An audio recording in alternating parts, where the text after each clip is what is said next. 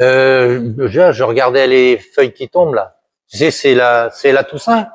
Eh ben, je sais pas si tu as remarqué, mais il y a des gens que tu revois à la Toussaint, t'avais pas vu auparavant, et puis tu les revois plus après. Ah ouais, et puis, t'as vu maintenant les pierres tombales? Oh bah non, il y a plein de dessins, des camping-cars, des motos, des cannes à pêche, tout ça pour rappeler la vie de ceux qui ont cassé leur pipe. Comment tu parles de la mort, toi? Bon, je sais bien que parler de la mort, ça fait pas mourir, mais bon, c'est quand même sacré, non? Ouais, c'est peut-être sacré, mais bon, hein, tiens, sur Planète Seigneur, paraît-il, il en cause. Ah oui, ils ont fait un numéro où ils te parlent de tout. Les cimetières, les crémations, les enterrements, tout. C'est vraiment un magazine complet là-dessus. Ah bah on va regarder ça sur YouTube, regardons. Eh ben,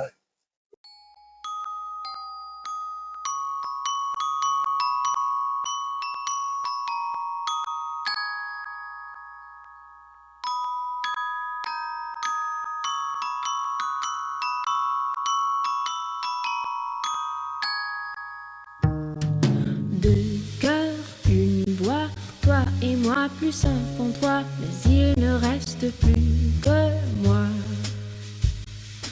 Un cœur brisé, aucun espoir de le réparer, mais toi tu aimes en liberté. En liberté.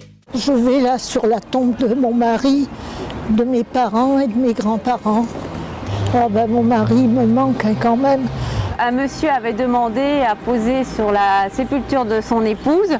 Alors ici repose mon épouse bien-aimée. Seigneur, reçois-la avec la même joie que je te l'envoie. On commence à arriver dans une nouvelle façon de faire, une nouvelle mode, une nouvelle tradition où les monuments sont de plus en plus sculptés. Autrefois, il y avait beaucoup plus de choses qui semblaient ritualisées. Il n'y a pas plus rien.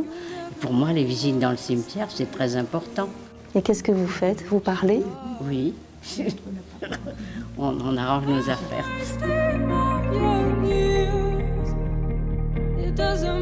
C'est bien fleuri quand même, pour un petit Peggy. Hein. Notre amour est orphelin, sans avenir, sans lendemain, mais moi, je t'aime jusqu'à la fin. Famille Bouvet, là. C'était très suivi, là, tout ça. Hein. Le matin, c'était la messe, bien sûr. L'après-midi, les vêpres. Et aux vêpres, après, c'était en procession, parce que depuis l'église jusqu'au cimetière, il y avait un paroissien qui portait la croix, les choristes, notre recteur, nous, c'était un recteur, et puis tous les gens, les habitants suivaient, en disant des dizaines de chapelets et en chantant des cantiques. Et là, nous arrivions là, alors, autour de la croix centrale, avec le prêtre qui continuait à dire des prières et à nous faire chanter. Et puis après, lui, alors, il rappelait souvent les disparus de l'année. Et puis après, il encensait, il allait bénir, comme le cimetière n'est pas très grand, il bénissait les croix. Et c'est à ce moment-là, après, qu'on se dispersait, chacun venait sur sa ou ses tombes, hein, se recueillir.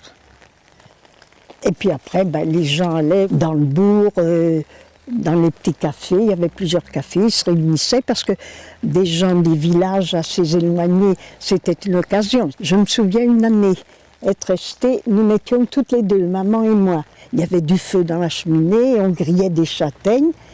Et alors là, c'était lugubre.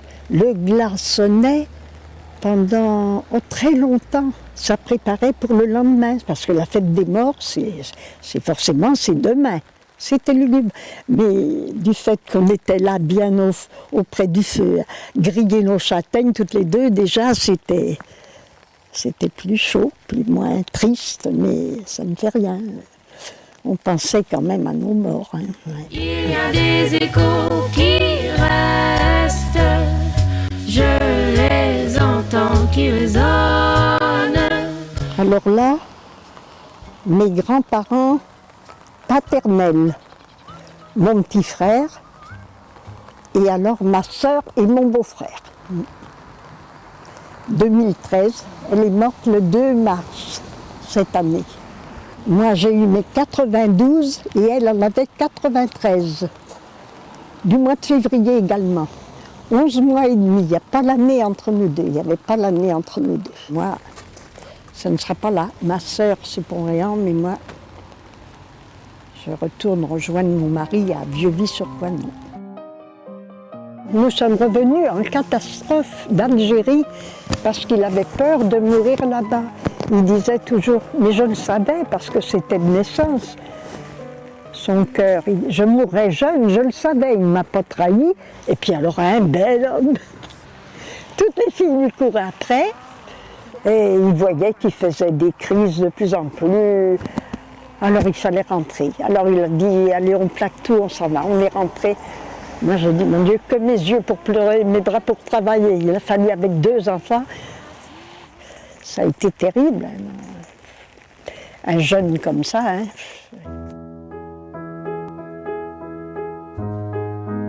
Tout le long du mur, là, c'était des enfants. With your feet in the air and your head on the ground. Papa est mort 54 ans, c'était pas vieux, l'année de mon mariage. On ne croyait même pas, ça l'a fait prolonger un petit peu parce qu'il me dit je ne sais pas si je pourrais te conduire à l'hôtel, je me mariais. On avait demandé au médecin, il nous avait dit je ne pense pas qu'il aille jusque-là. Si, et c'est lui qui m'a conduit. Je me suis mariée le 8 juin en 1946 et il est mort au mois d'août finalement, la même année, au mois d'août. Et maman est morte malheureusement d'un accident. Le lundi, elle va trouver une amie avec qui elle était pour lui porter une lettre. Et c'est en traversant le boulevard de la Tour d'Auvergne, elle ne voulait jamais prendre le car, elle trottait très bien. Elle se fait renverser, elle est morte. C'est lui qui était né dans une ferme du château. Il avait été tellement sensible à l'humiliation que ses parents avaient connue. Il avait juré, c'est grand Dieu, qu'un jour il serait revenu acheter le château. Mais il l'a fait.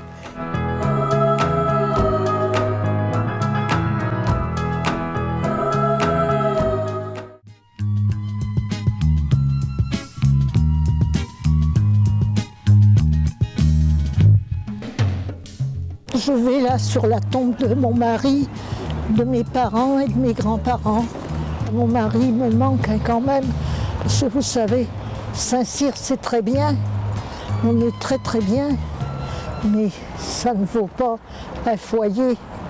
C'est là, vous voyez, ils sont venus nettoyer puis poser les chrysanthèmes. Le premier, c'est celui qui a choisi l'emplacement et le tombeau. Mon oncle donc avait 20 ans et il savait qu'il allait mourir de la tuberculose. Il avait visité plusieurs choses, ça ne lui plaisait pas. Et quand ils sont arrivés là, il dit là, les copains passeront à mes pieds, même qu'ils ne le veulent pas. Il dit le jour de la Toussaint, c'est là que je viendrai. Je suis venue toute gamine, j'avais 5-6 ans, pas plus. Hein. Je connais. Hein. Et avec mon mari, on est souvent le dimanche. À l'hiver. Et après, on allait à la Robiquette manger la saucisse et la galette, comme c'était la coutume. Je vous assure, quand je trouve quelqu'un qui veut bien m'amener, ça me fait plaisir. Et mon mari a fait une AVC, il a pu reparler, il n'a pu remarcher, mais il comprenait tout ce qu'on lui disait. Il faisait signe avec sa tête. On l'avait descendu, tout d'un coup j'entends ah, ah, ah. Oh, je dis, mon mari est en train de mourir. L'infirmière me dit, mais on ne meurt pas comme ça, madame. Bon, ils l'ont emmené, le docteur était à côté. Quelques minutes après, elle revient et dit, il est mort. Mais j'avais bien compris qu'il était mort. Hein. Ça fait drôle, hein, je vous assure. C'est mon oncle qui a choisi, et le tombeau et la place. Bon, ben, restons-en là. Pourquoi changer? Quand je serai dessous, je ne verrai plus rien. Hein. Et puis là, je suis tellement habituée à voir ça comme ça. Hein. Là, voilà. Alors, le parapluie, les clés. On les escaliers. On est encore jeune quand même.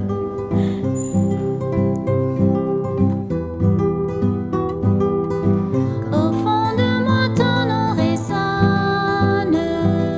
Il me restait cette heure-là. Il vient me parler de toi.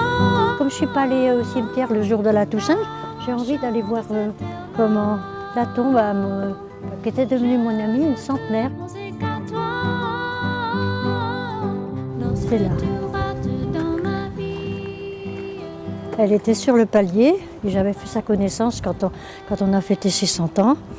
Et j'aime bien passer sur sa tombe maintenant. Elle était extrêmement gentille. Souvent j'arrivais le soir comme ça, j'avais pas trop parlé de la journée et avec elle je faisais la conversation. Et ça m'arrive encore de rentrer chez moi. Tiens, j'ai dit je tournerai à droite voir Madame Barbotin, mais non, elle n'est plus. Mais elle doit être heureuse parce qu'elle voulait mourir. Alors elle était très discrète, on savait qu'on pouvait se confier à elle, ça restait là et c'était important. Je trouve qu'il y a beaucoup de fleurs, mais que c'est pas rangé de la même manière que c'était avant. Pour moi, c'était plus discret. Maintenant, on charge beaucoup les... Mais bon, ça dépend des familles aussi, parce qu'il y a des familles, il y a plusieurs enfants, ils viennent sur la tombe des parents, chacun porte sa fleur aussi. Moi, je trouve qu'une tombe abandonnée, c'est triste, vraiment triste. Ah, je mets au fond de moi.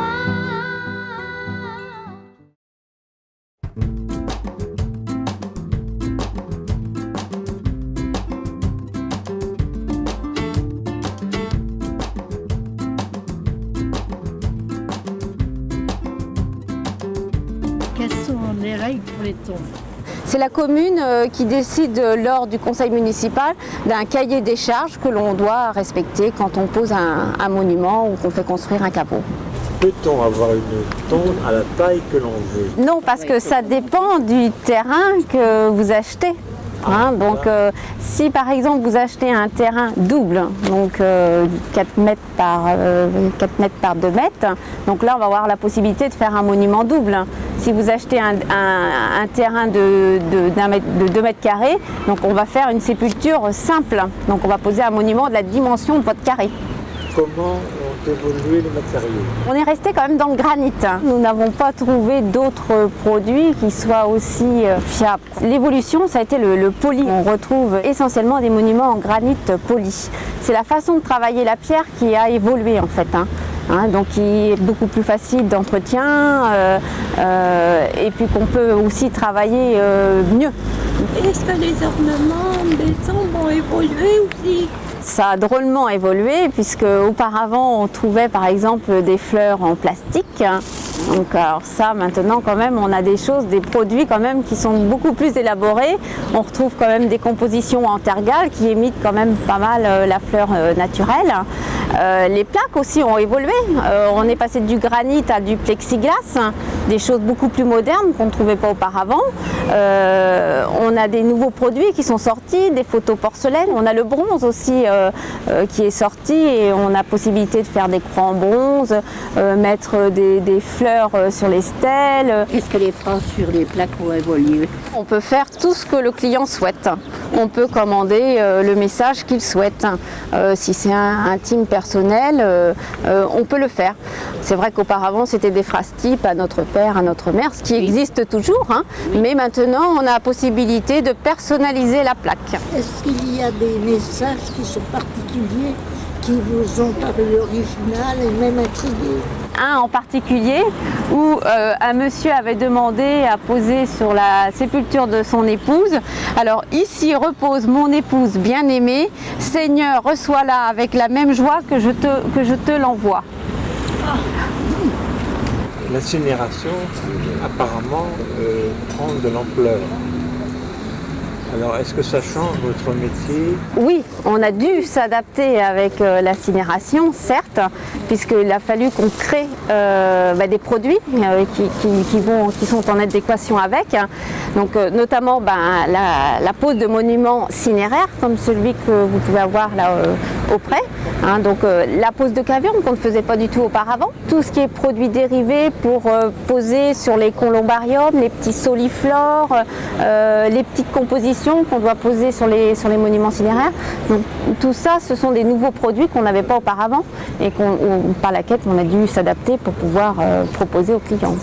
Cette forme de deuil va progresser. Je crois qu'on doit être à peu près à 30% de crémation, mais je pense que oui, dans le temps, ça va progresser avec cette nouvelle génération. Alone in a box of stone, this is the place I now belong.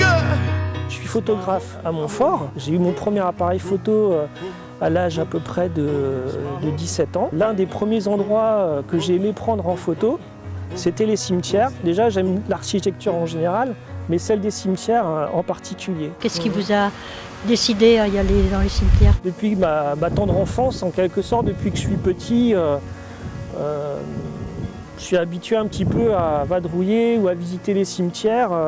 Je me souviens que mon beau-père nous a fait pour la première fois visiter un cimetière, c'était celui du Père-Lachaise à Paris. J'ai tout de suite éprouvé des émotions. J'ai trouvé l'endroit vraiment magnifique, surtout les endroits où les tombes sont très vieilles.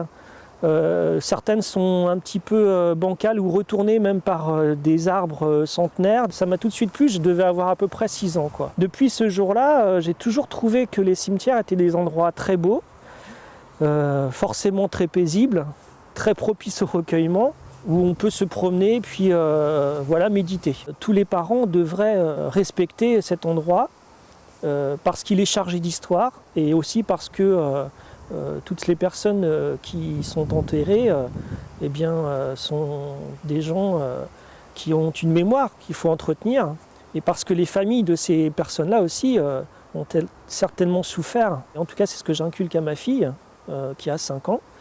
Clara m'accompagne de temps en temps voilà, pour faire des séances photos de l'endroit.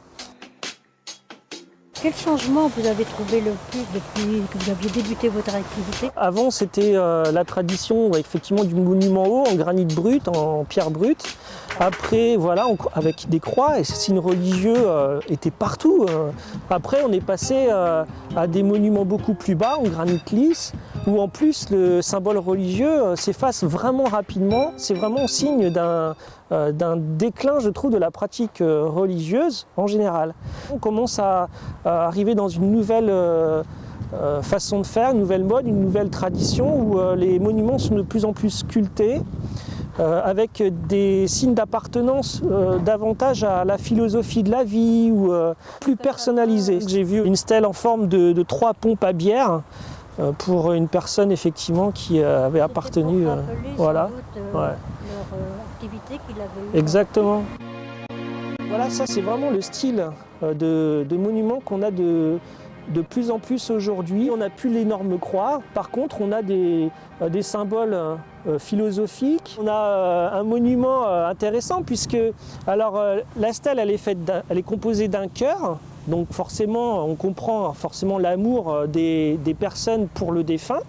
Et puis à gauche, ils sont en train de se promener. Exactement, on a une gravure. Et donc la gravure, en regardant bien, on comprend que le défunt certainement aimait le tourisme, certainement le vélo, la pêche. De nouveau, ces monuments nous permettent de refaire connaissance avec les défunts, avec les personnes inhumées, et de voyager un petit peu dans leur univers. Ça perpétue vraiment le souvenir de la personne.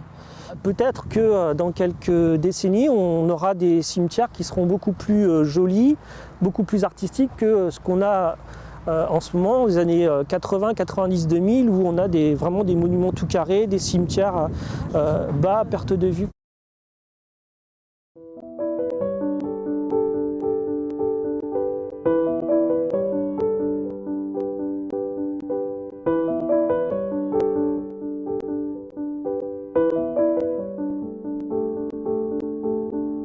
Les étapes du deuil ont-elles changé par rapport à ce qui se faisait anciennement? Autrefois, il y avait beaucoup plus de choses qui semblaient ritualisées, dans le sens où elles étaient codifiées, Même on portait un habit de deuil, il y avait un temps pour le porter. Il y avait des degrés dans les couleurs qui indiquaient depuis combien de temps on était en deuil et qui on avait perdu. L'idée un peu de mon livre, c'était de montrer qu'il n'y a pas plus rien et que justement quand on va voir les gens, on se rend compte qu'ils mettent en place un certain nombre de pratiques, d'activités.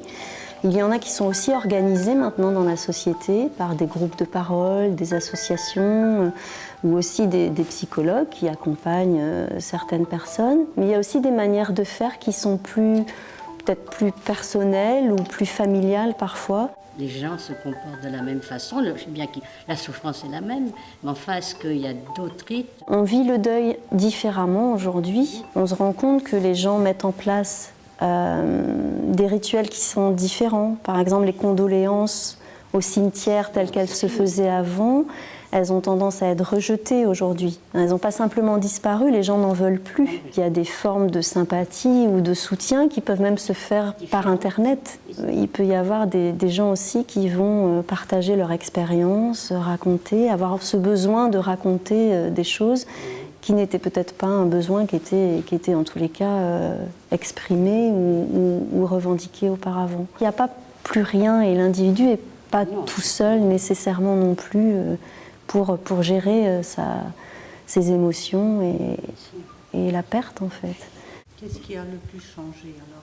Autrefois, on ne se posait pas nécessairement la question, on y allait. Si on prend des funérailles par exemple d'un parrain, d'une marraine, on y allait. C'était un membre de la famille. Systématiquement, on y allait. Aujourd'hui, on peut se poser la question. C'est quelque chose d'un peu différent. C'est-à-dire qu'on ne va pas nécessairement assister aux funérailles de tout le monde. On va assister par contre aux funérailles de gens avec lesquels on estime avoir un lien proche. Autrefois, c'est vrai qu'il y avait l'isolement était quasiment prescrit socialement. On ne pouvait pas sortir de chez soi. En Bretagne, il y avait aussi les rideaux noirs. Même à l'entrée des immeubles, des tours, dans certains quartiers, il y avait ces boîtes noires. Il y avait les tentures, il y avait le vêtement, il y avait tout un tas de... On était un peu exclus de la vie sociale. Aujourd'hui, alors c'est vrai que l'isolement... il y a même des gens qui vont beaucoup sortir pendant cette période-là. L'isolement aujourd'hui, il peut être subi, il peut être choisi, alors qu'autrefois, il était un peu imposé. J'ai une sœur aînée qui est encore vivante, elle a 91 ans, et qui a perdu son mari il y a quelques années. Il était pour elle obligatoire pendant 6 mois de ne pas sortir de chez elle. C'était affreux, elle était dans une solitude terrible. Il y avait une espèce de servitude du fait de la codification, comme vous dites, des usages dont on se libère, et il me semble que ça ne change rien au sentiment. Est-ce que c'est parce que la notion de la mort a changé que les rites ont changé aussi? C'est vrai qu'il y a aussi une désacralisation, l'impact, le poids de la religion, et n'est plus le seul par rapport à tous ces rituels-là.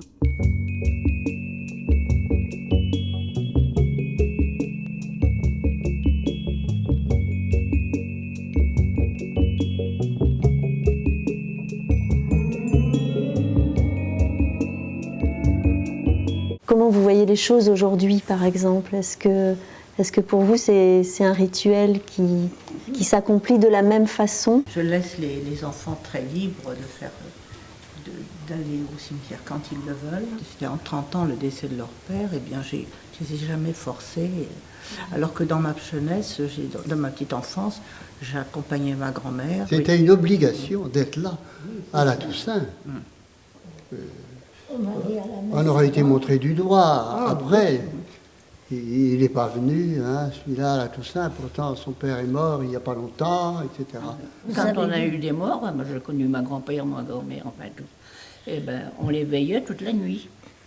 Je me rappelle des veillées où la maman nous emmenait quand il y avait un voisin qui était décédé. Elle emmenait toujours 2 ou 3 des enfants, on était une famille nombreuse. Petit garçon, j'étais un peu fatigué par la récitation du chapelet. Nous, les petits gamins, si on était 2 ou 3... Eh bien, on se mettait côte à côte et puis on s'amusait un peu quand même.